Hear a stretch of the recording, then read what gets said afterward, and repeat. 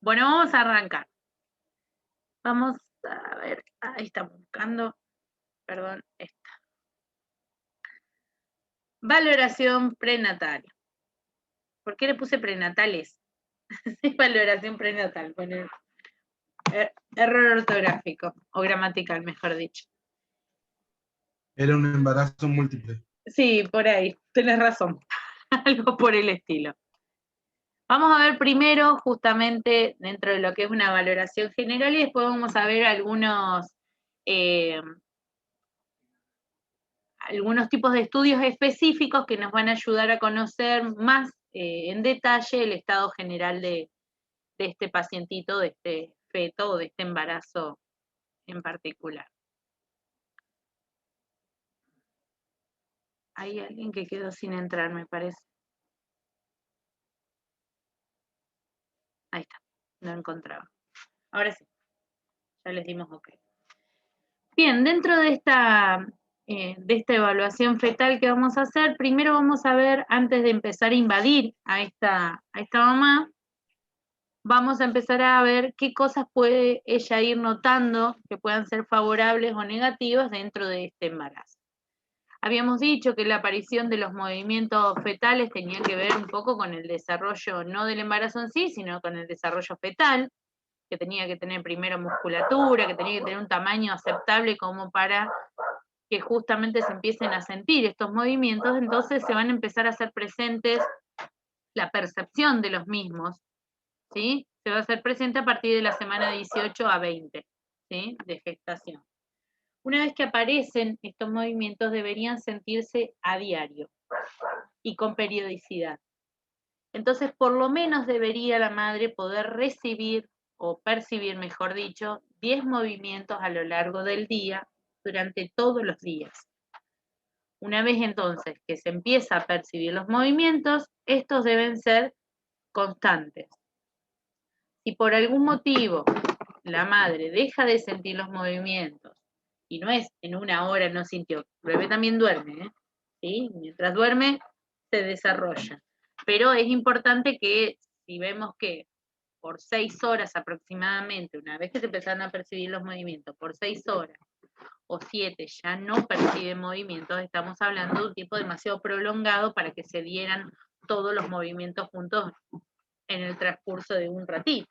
Entonces, unas 2, 3 horas es normal, porque puede ser que el bebé esté descansando o que uno haya estado distraído y en ese momento no se sienta justamente estos movimientos, pero no deberían pasar más de 6, 7 horas sin que la madre se preocupe.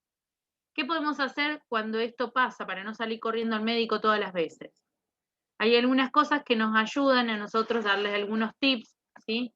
Obviamente tienen que ser cautelosos con los tips porque puede complicarse el hecho, por ejemplo, de que sea diabética. En una de las recomendaciones puede ser que tomen un vasito de Coca-Cola o algún caramelo, un desayuno así bastante enérgico, ¿sí? No necesariamente con presencia de azúcar directa, pero alguna fruta, algo que pueda llegar a estimular, un pedacito de chocolate, que estimule con aumento de azúcar al movimiento de este bebé. Es muy común que las técnicas obstétricas, cuando vayan a hacer un monitoreo fetal, en donde se queda la mamá un par de minutos, por lo menos unos 20 minutos conectados al monitoreo, va a salir una tira como de electro. En ese monitoreo vamos a ver no solamente los movimientos cardíacos, sino también, perdón, fetales, sino también las pulsaciones cardíacas, es decir, los latidos, la frecuencia cardíaca de este bebé. Entonces, para que este estudio sea provechoso y la mamá se sienta más gratificada, porque si no por ahí se ponen medio ansiosos, ¿sí? Si ven que no pasa nada, se le estimula a la mamá que desayune bien, un desayuno no copioso en cuanto a pesado, sino enérgico, con alguna fruta, leche, tostadas, o sea, bastante para que tenga energía suficiente para que esa sangre que esté irrigando ese bebé vaya con la cantidad de hidratos de carbono suficiente para que tenga deseos de moverse. Ustedes saben que esto es así, el azúcar mueve.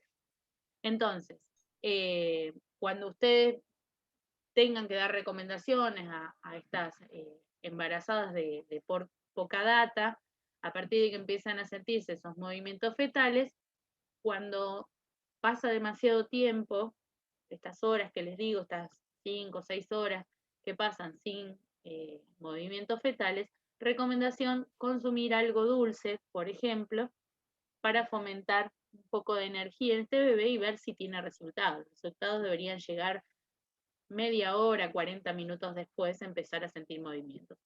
Si se siente movimiento después de eso, era simplemente descanso del bebé. ¿Sí?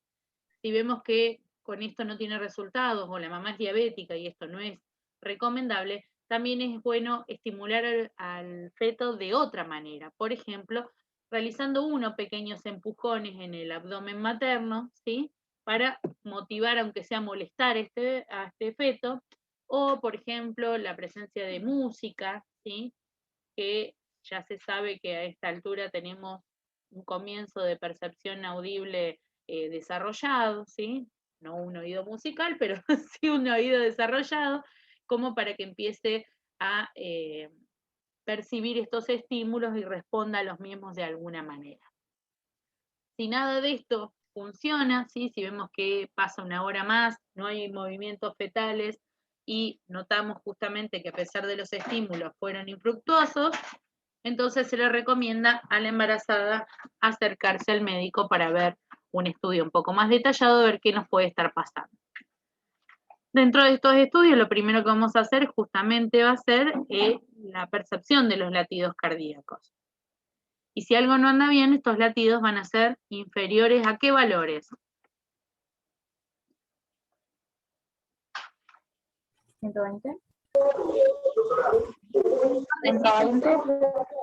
Aproximadamente entre 120 y 150 es aceptable, incluso 160 también, pero si esto baja de 100 ya es indicativo de que necesita un chequeo médico un poco más profundo para ver qué está pasando, una ecografía, a ver si tiene algún impedimento en relación al cordón o está comprimiendo el cordón. Lo que es recomendable en el caso de que esta frecuencia cardíaca descienda es justamente recostar a la madre en decúbito lateral izquierdo, ¿sí? Para evitar justamente la compresión de vasos importantes y fomentar este aumento de la circulación sanguínea, incluso en el cordón fetal. Acá tenemos algunos de los elementos que podemos utilizar para escuchar esta frecuencia cardíaca del feto. Este es un estetoscopio que parece ser común y corriente. La diferencia es que la campana es diferente y está destinada justamente para amplificar estos sonidos. Vieron que la otra campana que usamos, sobre todo nosotros en enfermería, suele ser una campana más bien tendiente a ser ordinaria. No quiero desprestigiar a nadie, pero convengamos que es una campana con una sensibilidad muy limitada. Podemos escuchar los ruidos cardíacos, podemos escuchar los ruidos respiratorios, incluso la frecuencia cardíaca o la tensión arterial, porque son sonidos fáciles de distinguir. Pero si nosotros nos dedicáramos a una enfermería más cardiovascular o neonatal, convendría, por ejemplo, utilizar un estetoscopio de doble campana, ¿sí? Que con ese por ahí podríamos llegar a ocultar mejor incluso el abdomen. Pero específicamente para maternos tenemos estos en donde tenemos una campana culminada como un triangular con una forma cónica, ¿sí? Que va a permitir justamente amplificar mucho más los sonidos. Este es el viejo estetoscopio de Pinar, ¿sí? Que se utiliza justamente de la manera más antigua y acá iría apoyada la oreja del profesional y a través de su forma cónica amplifica los sonidos, sería más fácil audirlos. Pero tiene ciertas limitaciones en donde ya estamos hablando de un feto un poco más grande, superior a las 20 semanas, ¿sí? En cambio, con este que le decimos Sony, porque fue una de las primeras marcas, pero en realidad lo que es como un sonar, ¿sí? Lo que hace es enviar ondas sonoras, ¿sí? Y vuelve la recepción al chocar, ¿sí? Como ustedes saben, como si fuera un ecógrafo, pero en este caso en vez de devolver imagen, devuelve sonido. Entonces, funciona como si fuera un ecógrafo. La diferencia es que les va a devolver en este espacio, en la pantalla, la frecuencia cardíaca fetal, ¿sí? FCF, que sería frecuencia cardíaca fetal. ¿Qué pasa si encontramos valores bajos acá? Por ejemplo, si encontramos un 89, probablemente estemos auscultando la arteria uterina, ¿sí? Que se sitúa casi en la misma parte. Por eso va a ser importante que al final de esta diapo, la última, se trata de las maniobras de Leopold, que podamos identificar, ¿sí?, qué parte del feto estamos intentando ocultar. Porque si nosotros no detectamos qué parte del feto estamos intentando ocultar, podemos llegar a estar intentando ingresar o ocultar desde la parte frontal, ¿sí?, que a pesar de que uno dice, bueno, el corazón está en el frente, está más alejado porque tenemos espacio, ¿sí?, espacio físico, espacio muerto, ¿no?, en donde el bebé no está apoyado. Vamos a tener sus miembros inferiores y sus miembros superiores doblados, e incluso la cabeza, que está generando un distanciamiento de la zona cardíaca. Entonces siempre va a convenir realizar la auscultación cardíaca desde el lado dorsal del bebé, ¿sí?, o del feto, que es donde el corazón estaría más cerca, más pegado a nuestra cercanía, ¿sí? Nos va a permitir auscultar mejor a este feto. Ya lo vamos a ver a las maniobras. Entonces, ¿qué vamos a encontrar nosotros? Probablemente en los servicios de maternidad, probablemente encontremos justamente un SONI, ¿sí? Bien. Otras pruebas diagnósticas, acá ya algunas de estas son muchísimo más invasivas que las que estábamos viendo, que eran los movimientos y escuchar los latidos del corazón. Ahora nos vamos a un poco más invasivo todas las pruebas. Primeramente, una realización de análisis de sangre, en este caso de la madre, que nos va a ayudar justamente a determinar los niveles hormonales, los niveles proteicos de esta mamá a nivel sanguíneo, a nivel sérico, para justamente saber qué posibilidades tiene este feto de recibir estos nutrientes, de recibir una mamá que está anémica, acuérdense, una baja de glóbulos rojos que indicaría esta anemia, que por ahí es propia del embarazo, pero una anemia ya más pronunciada nos estaría hablando de una disminución de los glóbulos rojos, por lo cual glóbulos rojos transporta oxígeno, por lo cual disminuyen los niveles de oxígeno. Entonces, no solamente esto va a afectar a la madre, sino también al feto. Y lo peor de todo es que el feto se va a seguir nutriendo lo más posible, por lo cual esta mamá va a tener tendencia a desmayarse. Lo que deviene en una posible complicación mayor, que puede ser golpes en el abdomen a través de las caídas que pueda darse este cuerpo gestante, ¿sí? Entonces es importante mantener justamente a la mamá controlada a través de este cribado. Cribado se le llama porque es una serie de estudios, como un paquete de estudios, ¿sí?, que son comunes a los embarazos, ¿sí? Bien, después a nivel ecográfico, muchísimo más avanzado incluso que lo que es auscultación cardíaca, porque acá ya vamos a poder incluso visualizar posibles complicaciones en el caso de que las haya, y valorar el crecimiento y el desarrollo de este feto, no solamente ver sus latidos cardíacos, sino perímetro cefálico, la conformación de la columna vertebral, vamos a poder ver sus movimientos también, el desarrollo de sus miembros, la genitalidad, en el caso de ser necesario, si la madre deseara saber el sexo o no de su bebé, y a través también de la medición del fémur, vamos a poder también valorar el crecimiento y el desarrollo de este feto. Ecografías se pueden hacer en todo momento, la diferencia, perdón, vuelvo a esto, me voy acordando de cosas y las largo. Se pueden hacer en todo momento, la diferencia va a estar, la calidad de la imagen va a estar acorde a la disponibilidad espacial y al tamaño.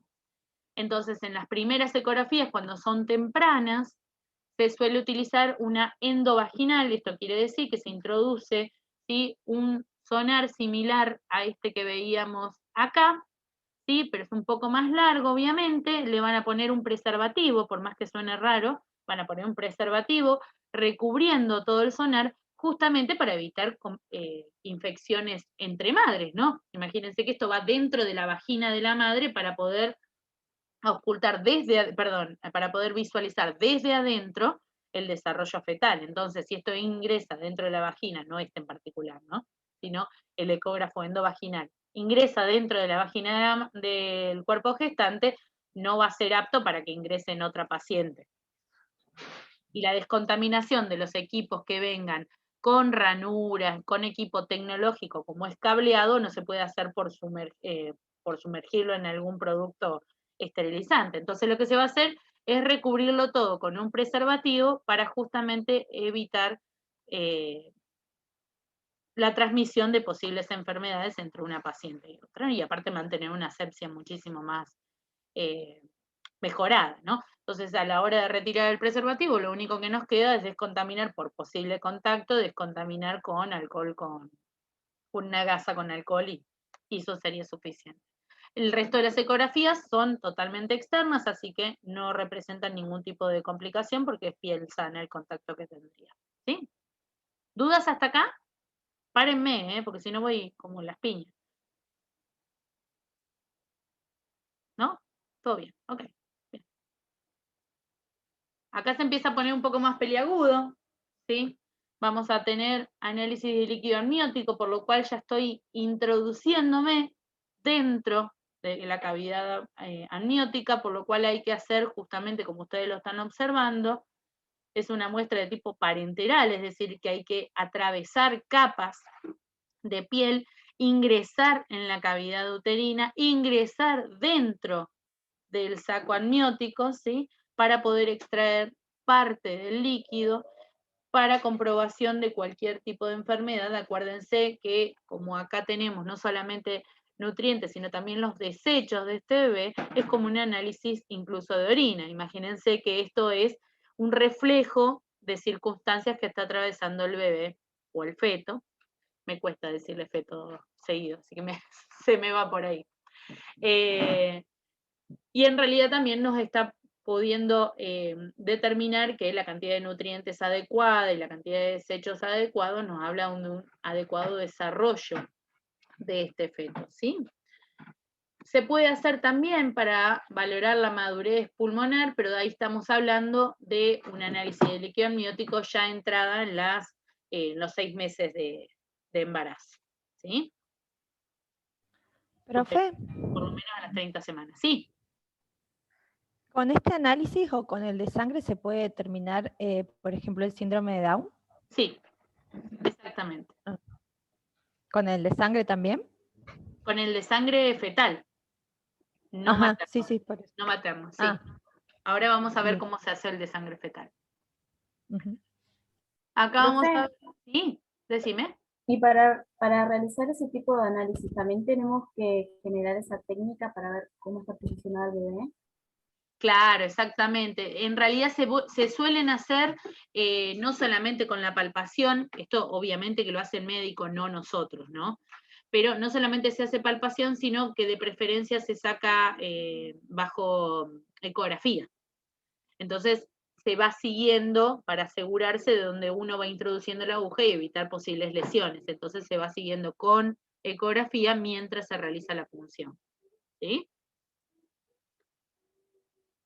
Dentro de estas tenemos otra también parenteral, otra obtención de muestra, es a través de la obtención de muestra percutánea, quiere decir a través de la piel, ¿sí? Del cordón umbilical. Entonces acá sí vamos a tomar una muestra de sangre fetal, porque en este caso estamos hablando de que ya estamos en el cordón umbilical. Este tipo de muestras, sinceramente, si no son para detección de algún trastorno que se sospecha de mayor complicación, son riesgosas. No les voy a mentir, son pruebas riesgosas. Estamos hablando de punzar dentro de la cavidad amniótica, estamos hablando de punzar el cordón umbilical. Entonces, ¿qué posibles complicaciones se les ocurren a ustedes que se podrían llevar a cabo?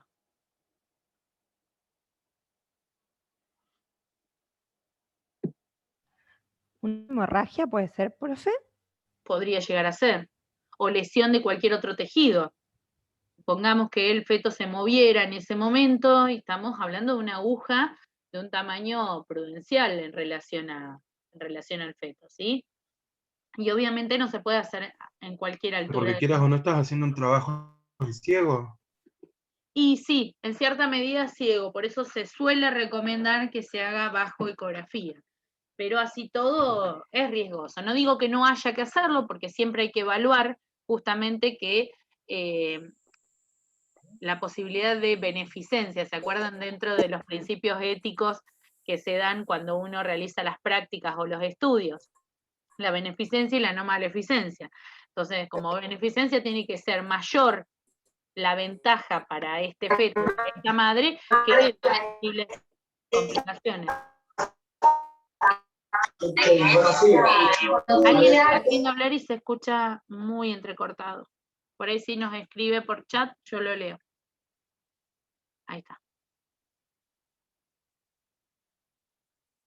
Bueno, si quieren pueden escribir. Entonces, por eso decía, hay que tener mucho cuidado de hacer una valoración bastante considerable de cuáles serían los beneficios de conocer los trastornos que puede llegar a estar atravesando y cuáles pueden ser las complicaciones posibles. Puede que salga todo bien y uno diga, ah, no era nada, me pincharon, salí, bárbaro. Sí, si sale todo bien, no pasa nada. El hecho es las posibles complicaciones que puede llegar a acarrear, ¿no es cierto? Perdón. Entonces, dentro de estas situaciones, hay algunos países un poco más, no me gusta usar la palabra avanzado porque no sé si a esto se lo denomina avanzado, pero con otro tipo de concepciones. Por ejemplo, la compañera preguntaba si se podía saber si tenía síndrome de Down o no, y sí se puede saber. La pregunta es, si esto es para realizar un aborto en el caso de que la criatura tenga síndrome de Down, entonces ahí ya es concepción personal, pero entonces se podría llegar a evaluar el riesgo si vos tomaras una decisión diferente. No estoy apoyando la idea, estoy simplemente presentando el caso.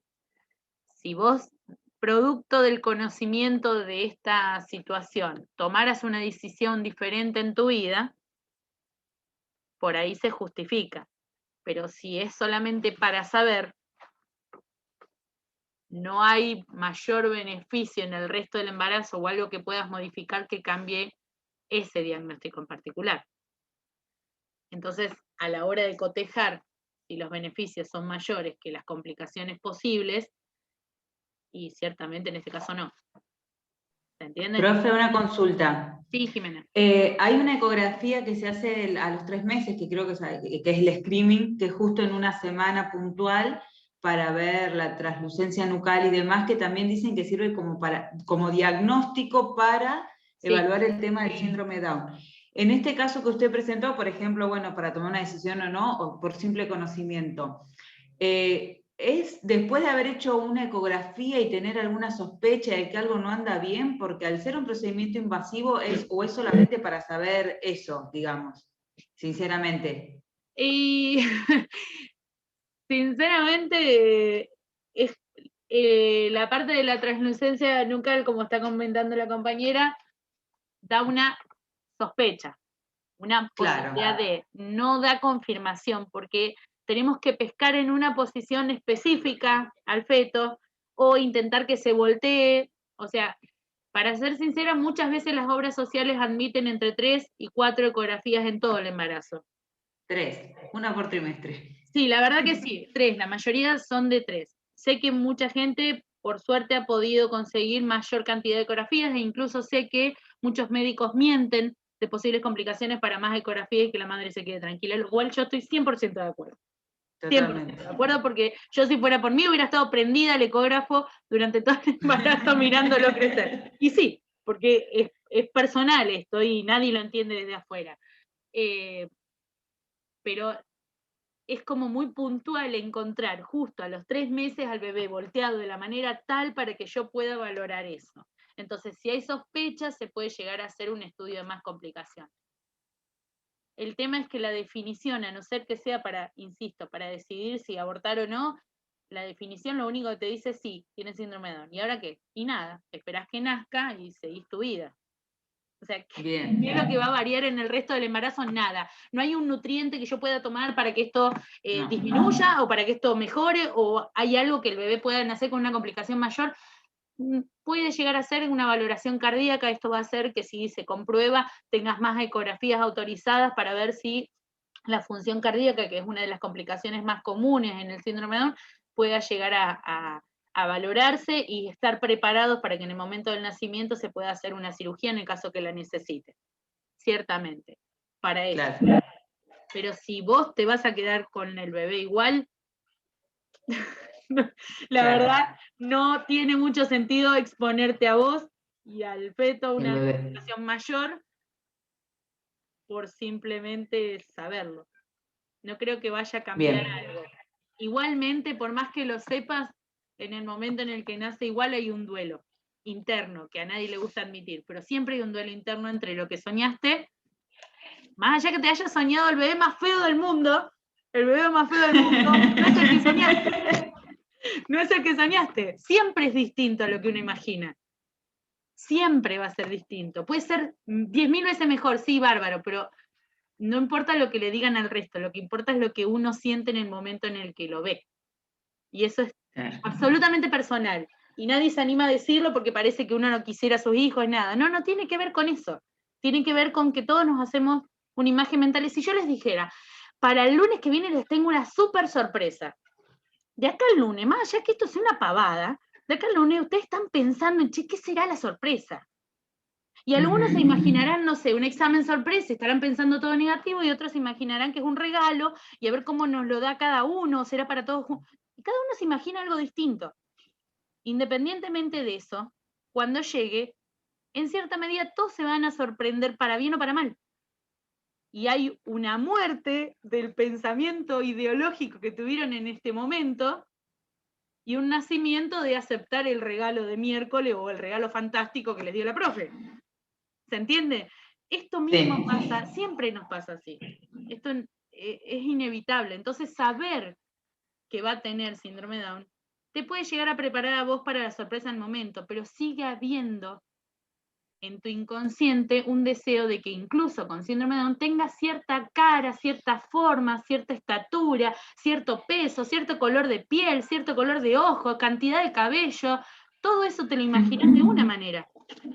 Incluso el hecho de saber que va a ser varón o de saber que va a tener síndrome de Down no va a hacer que no te lo imagines. ¿Se entiende? Y te lo vas a imaginar de una manera. Y cuando nace, igual va a ser diferente. Porque esto es solamente una variante genética. Pero siempre es diferente. Entonces, mientras más lejos de la realidad esté eso que vos soñaste, más difícil es hacer ese duelo y esa aceptación de este nuevo bebé. Entonces, si me preguntan, ¿sirve que la mamá sepa? Sí, claro que sirve. Puede ir acercando ese bebé ideal que se está imaginando en su cabeza a la realidad de lo que va a tener. Pero igualmente, incluso sabiendo todo, si nos juntamos con la persona más fea de la tierra, más cabezona del universo, y ese va a ser el padre de nuestro hijo, yo me voy a imaginar que me va a salir cabezón y feo, pero nunca va a ser igual a lo que vaya a tener. ¿Se entiende? Y así sea hermoso, y así sea hermoso, lo que me está diciendo es que tengo que igual tener el duelo de lo que me imaginé y aceptar lo que tengo. Insisto, puede ser para mejor o para peor, pero eso lo va a decir, no lo van a contar nunca. Esto es como una charla tan privada, nadie va a decir qué feo que era mi bebé cuando nació. Nadie. Porque nadie en su sano juicio. Sí, yo tengo una amiga que sí. Bueno, pero yo lo Mi hermana dijo también qué feo que era su bebé, y yo dije lo mismo, que era muy feo. Al otro día era hermoso, pero ese día era un dolor de muela, pobrecito. Pero el hecho es que no es algo que, no digo que nadie, pero bueno, es algo que es poco común decirlo. Entonces lo que voy es, sinceramente, por más que sepan todo de su hijo, nunca van a estar preparados para lo que es.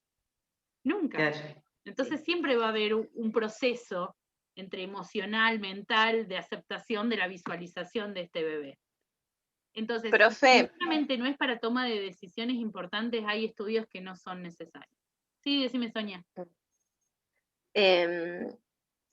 Mi hija, yo le puse morena porque pensé que iba a salir morocha como yo y como su papá, y no. Es blanca, otro leche. Blanca teta, como dicen. Sí. Es verdad, y nos habían dicho que era varón y salió nena, así que No hay que planear nada. Yo tengo una amiga que después se enteró que era diabética cuando ya estaba en el embarazo, que quedó embarazada, es una chica que trabajaba en la COPE. Amiga de conocida del contacto cotidiano en el supermercado, ¿no? Y cuando queda embarazada, bueno, me estaba re preocupada porque ahí se enteró que era diabética, todas las complicaciones que podía tener, qué sé yo. Cuando nace su bebé, todos ustedes deben haber escuchado de ese bebé. Fue la bebé más grande de toda Argentina. Pesó 6 kilos y pico. No, ¿Y cómo le puso la burra? Porque le digo, no le podés haber puesto, y le puso Olivia. Olivia es nombre de Francia. Gigante, era una criatura de 4 meses. Chico, era enorme.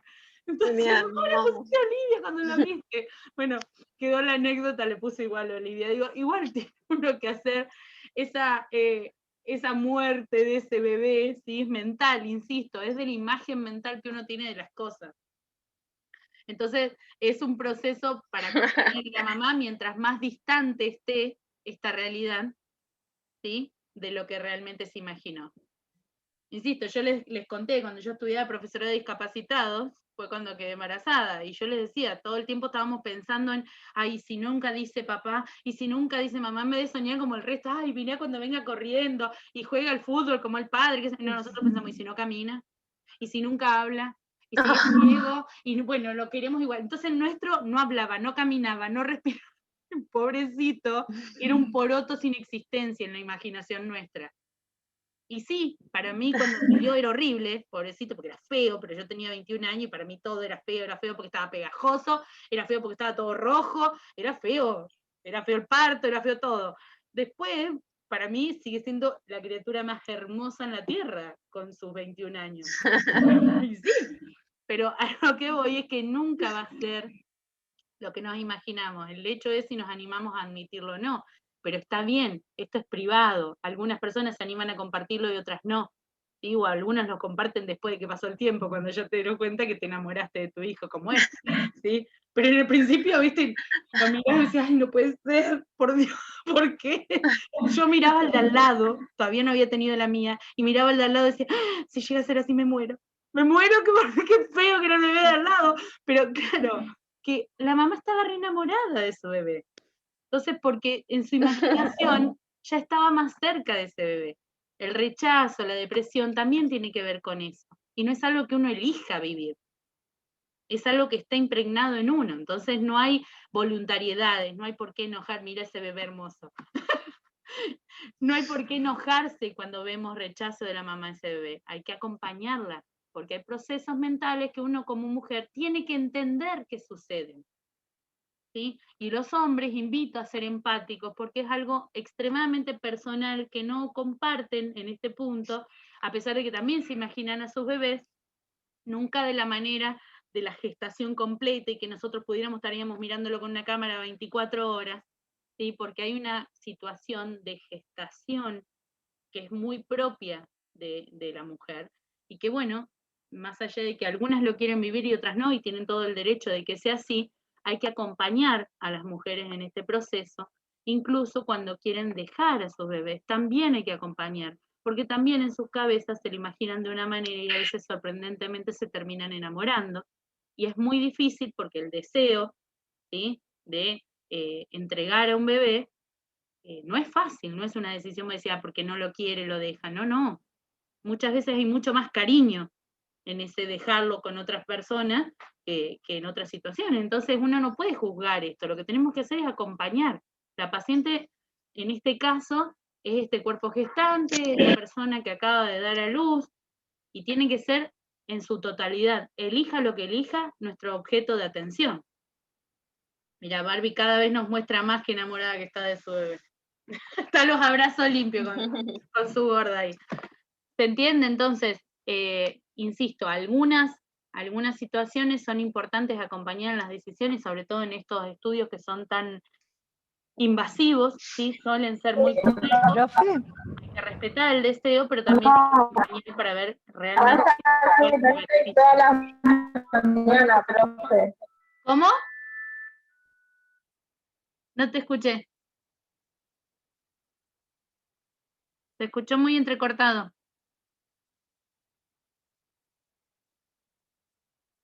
Ay, no sé, es que no sé quién estaba hablando porque no vi quién nos contaba algo. Profe, Sí, yo quería hacer una consulta. ¿Puede sí, ser que estos estudios o análisis le erren por ejemplo, en el síndrome de Down? ¿O es 100% efectivo? la verdad que 100% no hay nada. 100% no hay nada. Incluso, a ver cómo explicar.